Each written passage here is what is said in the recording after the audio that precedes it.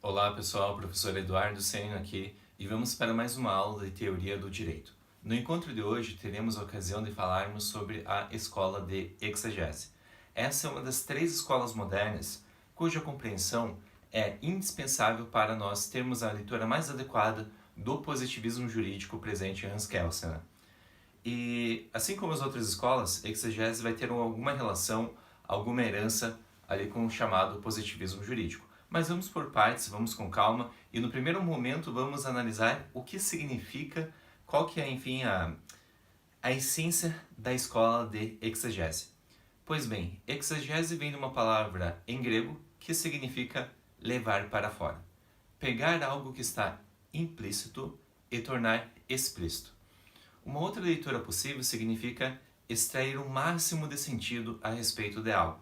Fazer exegese, portanto, é pegar determinado objeto e buscar externalizar, extrair o máximo de sentido a respeito daquilo. Pois bem, a escola de exegese fará exegese do Código Civil francês. E essa é uma primeira ideia simples, mas que serve como guia para explicarmos todos os detalhes e todas as características relativas a essa escola de pensamento. Agora vamos ali para o nosso material didático no slide número 17. E em relação a essa escola, nós vamos ter alguns antecedentes, alguns fatos históricos e também ideias que estavam circulando ali na Europa, em especial na França, que foram de influência decisiva para a formação dessa linha de pensamento. E a primeira ideia que eu quero que vocês guardem é que nós estamos num contexto aqui pós-Revolução Francesa. No final do século XVIII, teve todo o período revolucionário que nós já comentamos em sala de aula, teve ali o período que ficou consagrado na história como a fase negra da Revolução Francesa, em que muita gente morreu, muita gente foi decapitada de forma arbitrária, partidos ali com interesses opostos estavam, entre aspas, guerreando, enfim, disputando o poder, e nesse contexto surgiu uma insegurança jurídica muito forte. A escola de exegese, quando ela surge no primeiro momento, enfim, através de uma interpretação, de uma exegese do Código de Napoleão ou Código Civil francês, enfim, ela surge como uma resposta forte, até extrema, em relação ao período de insegurança jurídica recente, em relação ali ao período pós-revolucionário.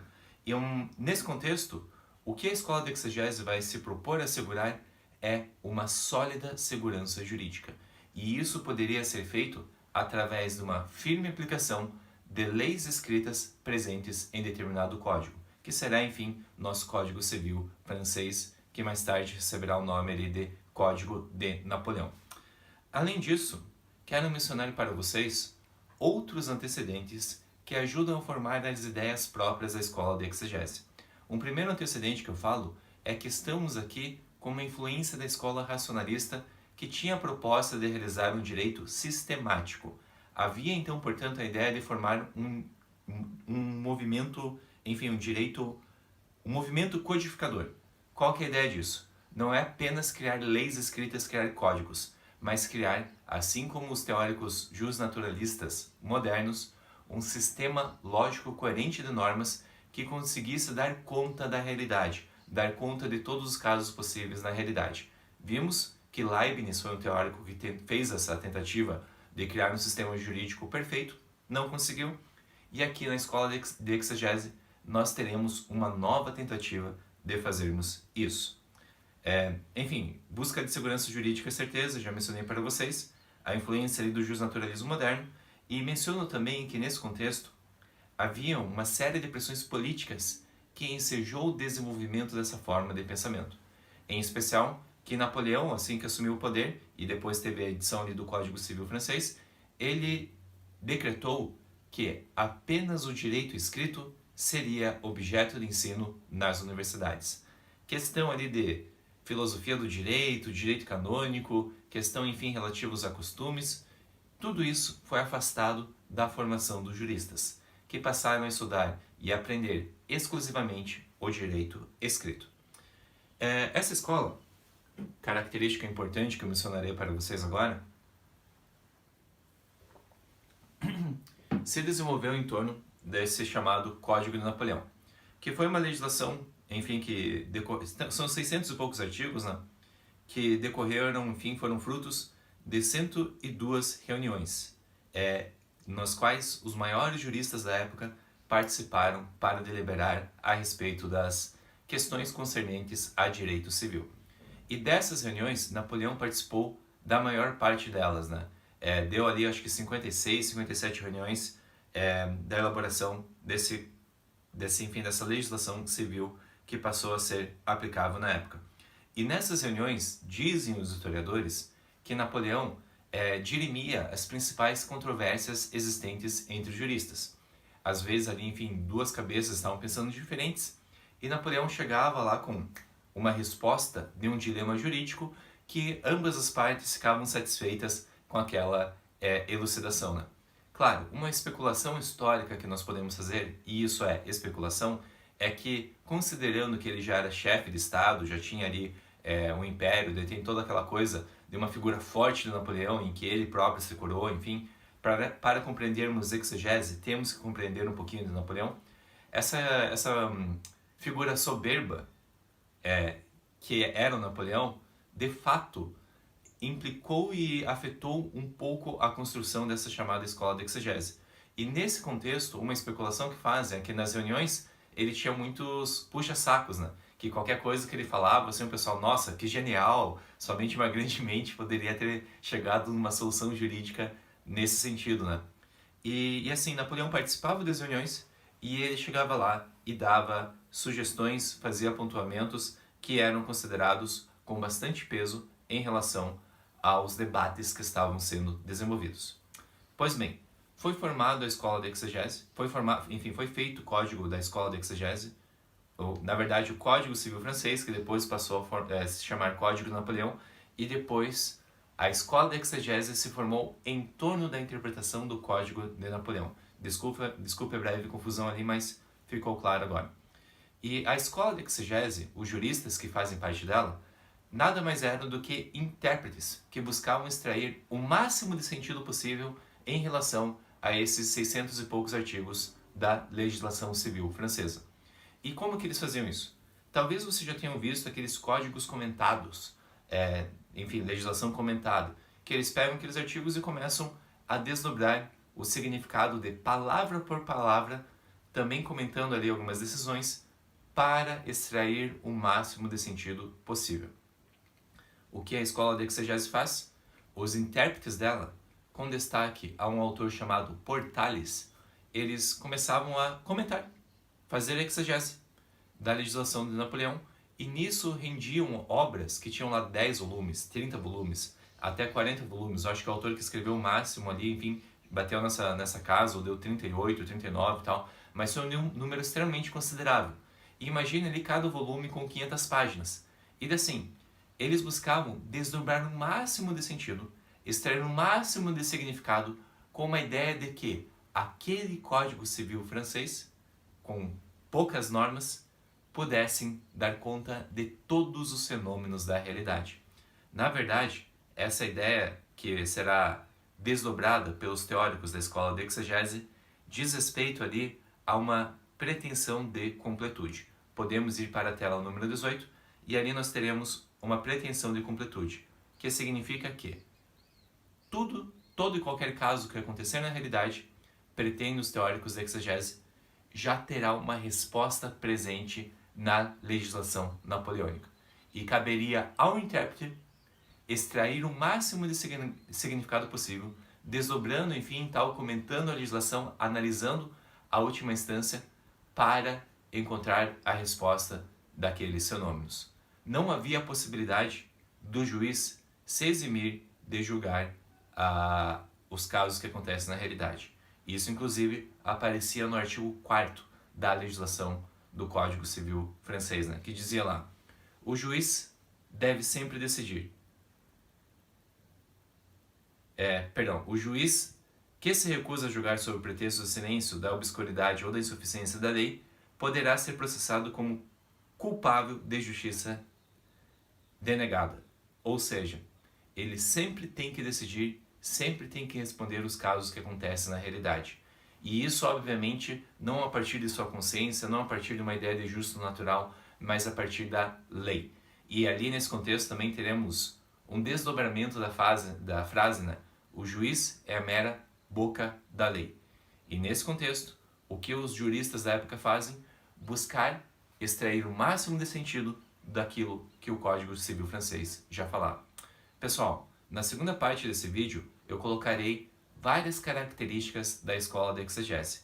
E ali nós veremos a soberba e a pretensão extrema, que obviamente, com os olhos de hoje, é totalmente furada, mas que na época e durante quase um século eram ideias que prevaleceram no debate jurídico francês. Agora nós vamos começar ali no slide número 18, e o objetivo desse encontro, desse vídeo, é explicar para vocês as principais características desta escola de pensamento. E ali logo no início, enfim, após a explicação do nome da escola, na origem, da etimologia, enfim, de exegese, eu trago para vocês ali que ela tem um ideal de plenitude e perfeição da ordem jurídica. E nesse contexto nós já começaremos a verificar a pretensão e uma certa arrogância nessa forma de pensamento.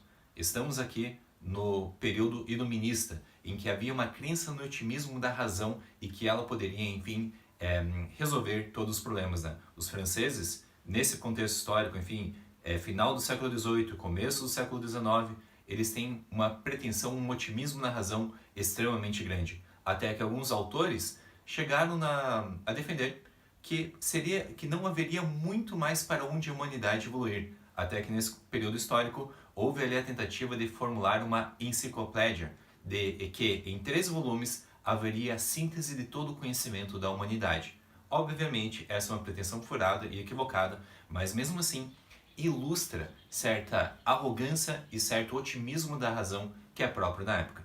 E esse tipo de imaginários, de forma de pensamento, obviamente também reflete no direito. E Napoleão Bonaparte acaba importando essa forma de ver o mundo em relação ao seu Código Civil. E ali, quando nós falamos plenitude e perfeição, prestem atenção nas seguintes características. Plenitude diz respeito que o Código Civil francês resolveria todos os casos possíveis de acontecerem na realidade. Seria um código, portanto, sem lacunas. Seria pleno no sentido que ele daria conta de todos os conflitos jurídicos que pudessem acontecer na realidade. Além disso, há a defesa de que as soluções atribuídas pelo Código não seriam quaisquer soluções, seriam soluções perfeitas. Dentre todas as formas possíveis para resolver um conflito envolvendo contratos, envolvendo bens, família, pessoas, enfim tal, conflitos de direito privado em geral, mais do que responder todos os casos possíveis, sendo, portanto, uma legislação dotada de plenitude, a pretensão é que a resposta fosse perfeita, fosse a melhor resposta possível que alguém, enfim, poderia alcançar. A partir disso, quero agora explicar para vocês uma série de características da forma de pensar o direito proveniente da escola de exegese. E a primeira característica que eu trago a vocês é a mais complexa de todas. Por outro lado, ela encabeça as demais características, que é a inversão entre direito natural e direito positivo.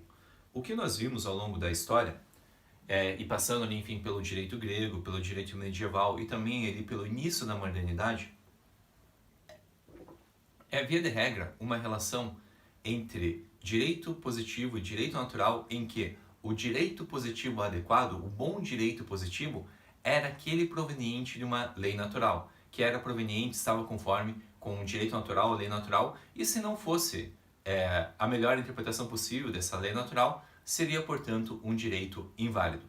Aqui, no Código de Napoleão, acontece uma inversão, em especial dialogando com a forma moderna de pensar o direito natural. Vamos com calma que esse é um ponto bem importante para nós. Os teóricos modernos da chamada escola racionalista de direito natural, eles vão conceber a razão humana como fonte natural para concebermos um ideal de justiça que deve encabeçar ali as normas jurídicas positivas para pensarmos a nossa sociedade. Nesse sentido, eu tenho uma razão natural, no qual eu tenho um direito natural e que cada um de nós conhece naturalmente aquilo que devemos fazer, e isso serve como base para deduzir um direito escrito. E se esse direito escrito não atender à razão natural, ele não será um direito escrito, um direito positivo válido. Qual que é o problema disso? O problema disso é que a minha razão natural, querendo ou não, vai ser levemente diferente da sua. E apesar de vermos essa defesa de que a razão é universal, a razão é comum a todos os homens, nós sabemos que na prática não há um consenso sobre isso. De forma que as pessoas naturalmente, hoje, ou enfim no período de Napoleão, vão ter divergências a respeito daquilo que é certo e daquilo que é errado. Nesse contexto, qual que é a sacada e a defesa que Napoleão faz a respeito da razão? Ele vai dizer que há razões mais elevadas e há razões menos elevadas.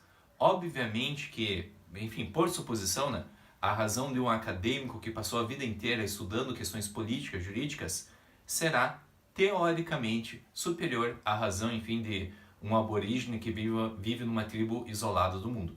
E assim há a tentativa de fazer graduações da razão, em que a razão de alguns poderia ser considerada mais elevada que as demais. E se eu tivesse um homem com uma racionalidade mais elevada do que os demais, um homem mais inteligente do que os outros, ninguém melhor do que ele para dizer aquilo que nós devemos fazer e aquilo que nós não devemos fazer.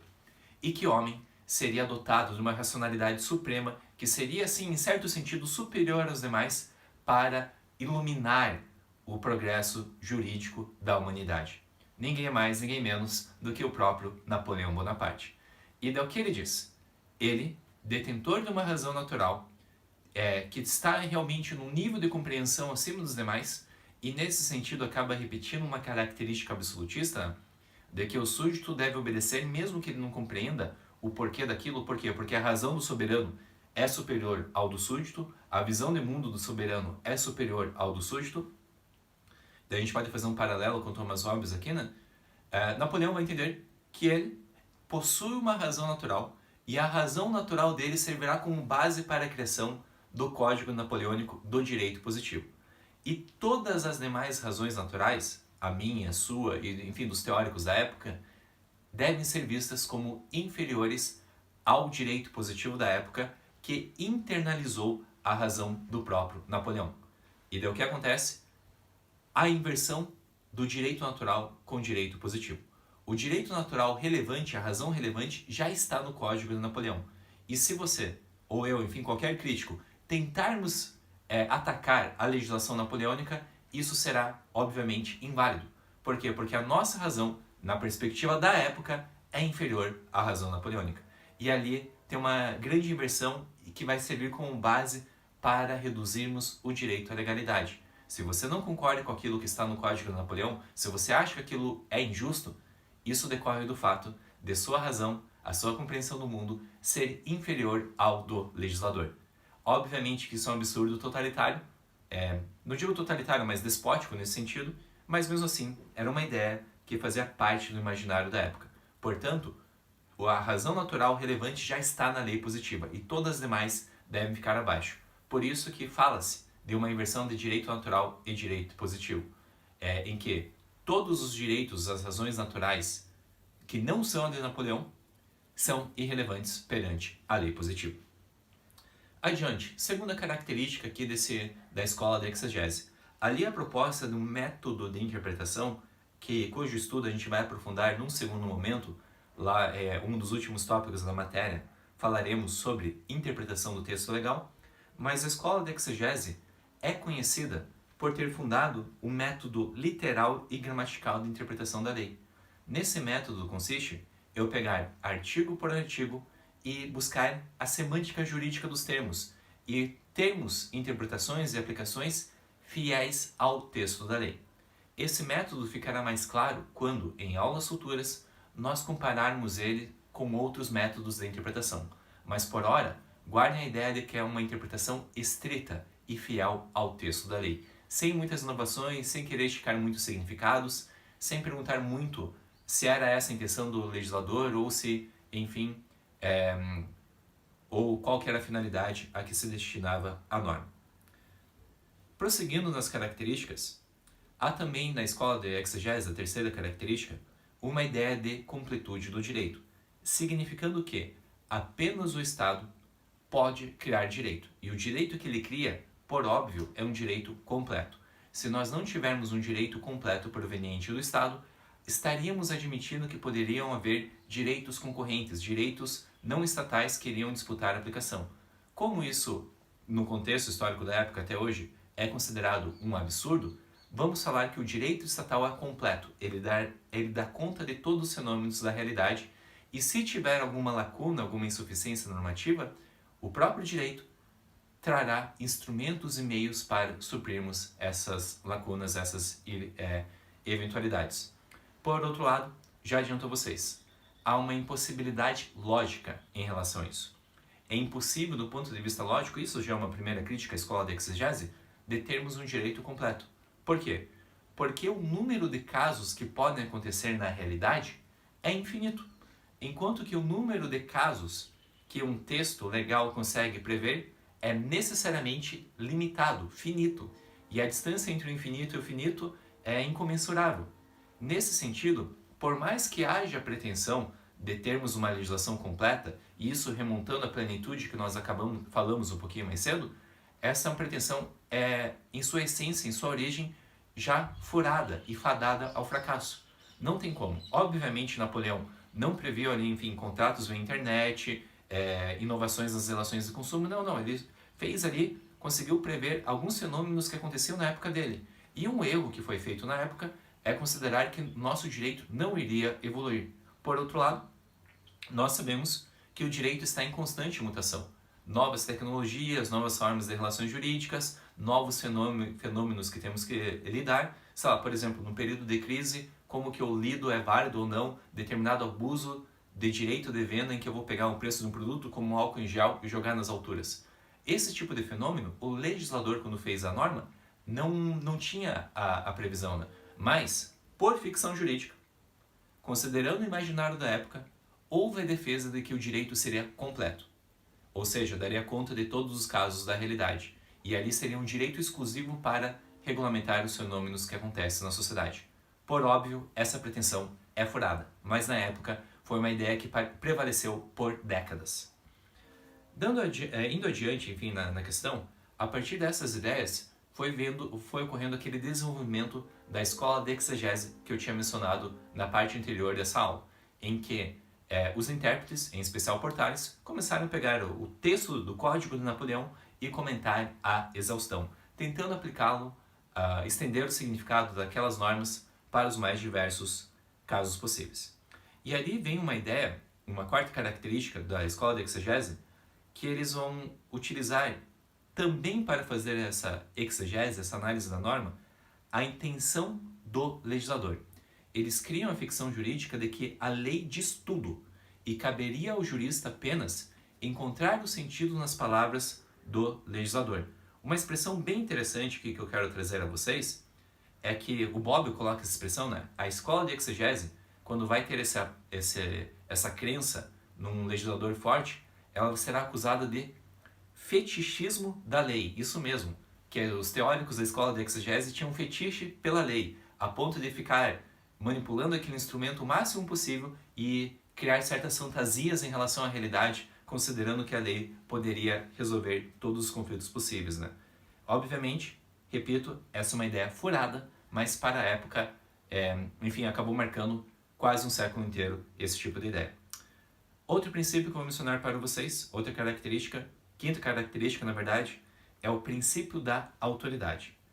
Ali eles vão ter uma reverência extremamente forte à autoridade legislativa, no sentido que eles vão ter praticamente um culto ao que o legislador disse. Legislador, entendo, juristas em torno de Napoleão Bonaparte, lembrando que Napoleão participou da maioria das reuniões para criar o código, e ali, aquilo que a lei diz de forma clara e direta deve servir como máxima para a resolução de casos. A lei é a autoridade suprema nesse contexto. E como desdobramento desse princípio da autoridade, vamos incluir aqui uma lição complementar sobre separação de poderes. Nós já vimos separação de poderes em outras matérias, em direito constitucional nós estudaremos, em ciência política a gente tem uma primeira ideia, mas a lição básica é: os poderes são separados. Executivo faz uma coisa, legislativo faz outra coisa e judiciário faz uma terceira coisa. Aqui na escola de exegese, a relação entre entre legislativo e judiciário é uma relação de subordinação, em que o bom juiz vai simplesmente aplicar o que o legislador já disse. Aquela ideia de Montesquieu, né? O juiz é a mera boca da lei. Ele apenas repete, no caso concreto, aquilo que o legislador já disse. E nesse mesmo contexto, a gente pode mencionar algumas frases do Montesquieu, enfim, frases clássicas, né? Tem aquele dura lex, sed lex, né? Que é bem tradicional. E Montesquieu também diz, né? E isso aqui é forte, né? O bom juiz, o bom magistrado, humilha a sua própria razão diante da razão da lei. Deve julgar segundo a lei e jamais julgar a própria lei. E aqui nesse contexto, a partir de Montesquieu, o juiz é submisso em relação à autoridade legislativa. E tudo isso é feito em nome do ideal, em nome de uma pretensão de termos segurança jurídica. Podemos colocar como última característica da escola de exegese um princípio de certeza. Eles querem, através de uma lei anterior, uma lei plena, completa, perfeita, dar conta de todos os conflitos possíveis na realidade. E com isso acabam idealizando uma pretensão de segurança jurídica absurda. Ao fazermos isso, eles promovem um modelo jurídico reduzido à legalidade, que não interessa se aquilo é justo ou injusto. A razão de Napoleão está acima dos questionamentos de justiça que nós poderíamos formular.